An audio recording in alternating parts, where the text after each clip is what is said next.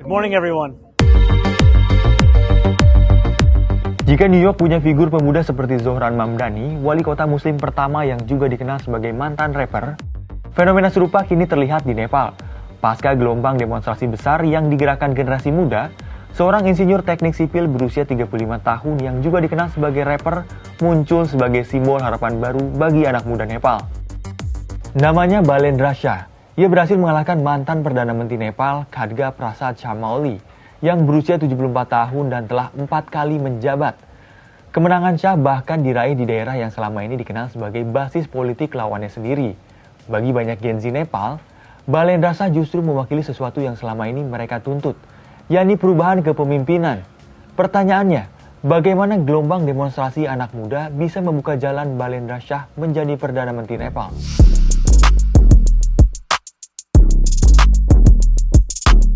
Balendra Shah, yang lebih dikenal Balen, sebenarnya bukan nama baru di Nepal. Meskipun ia lulusan teknik sipil, ia justru dikenal lewat lirik-lirik rapnya yang menyoroti isu politik, terutama korupsi dan kemunafikan elit Nepal. Di awal 2010-an, lagu-lagunya mulai beredar di kalangan anak muda yang frustasi. Puncaknya pada tahun 2020, salah satu lagunya berjudul Balidan, yang berarti pengorbanan menjadi lagu paling ikonik, yang liriknya berisi sindiran tajam terhadap korupsi, ketidakadilan sosial, serta kegagalan tata kelola pemerintahan yang memaksa rakyat melakukan pengorbanan tanpa hasil yang nyata. Menjadikannya tak sekedar entertainer Nepal biasa, melainkan pengkritik sistem yang berbicara dalam bahasa generasinya di Nepal. Jika melihat sejarah, Nepal adalah salah satu negara demokrasi yang relatif muda di Asia. Selama lebih dari 2 abad, negara ini diperintah oleh monarki. Baru pada tahun 2008, setelah konflik politik panjang dan perang saudara, Nepal resmi menghapus kerajaan dan berubah menjadi republik. Namun lebih dari 1 dekade, setelah perubahan besar itu banyak anak muda Nepal merasa sistem politik mereka belum benar-benar berubah. Korupsi masih menjadi isu, lapangan pekerjaan juga terbatas. Keresahan ini akhirnya membuka jalan politik bagi Balendra Shah.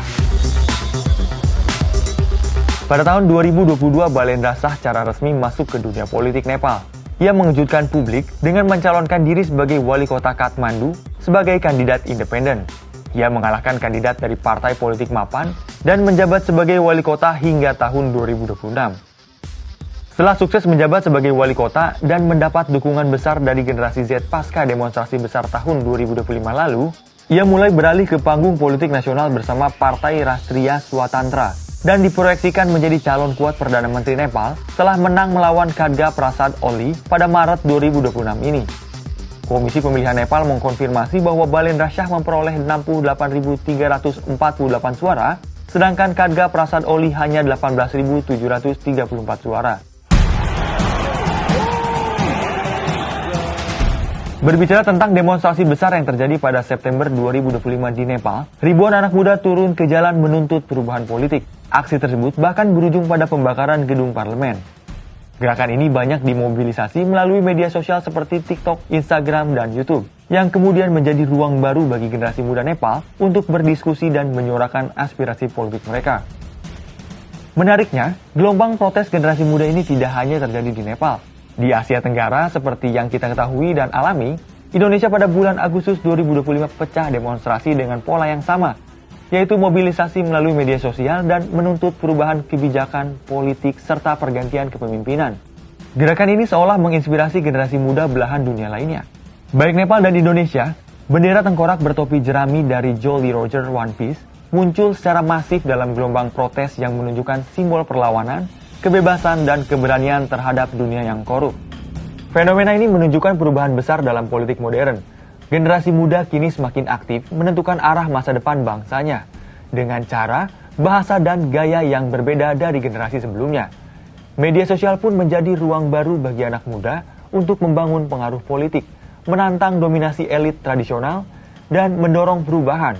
Jika di Nepal gerakan anak muda mampu membuka jalan bagi perubahan nyata, pertanyaannya kemudian apakah generasi muda di Indonesia juga dapat mendorong perubahan serupa di masa depan? Sekian bahas peristiwa kali ini, sampai jumpa di bahas peristiwa berikutnya.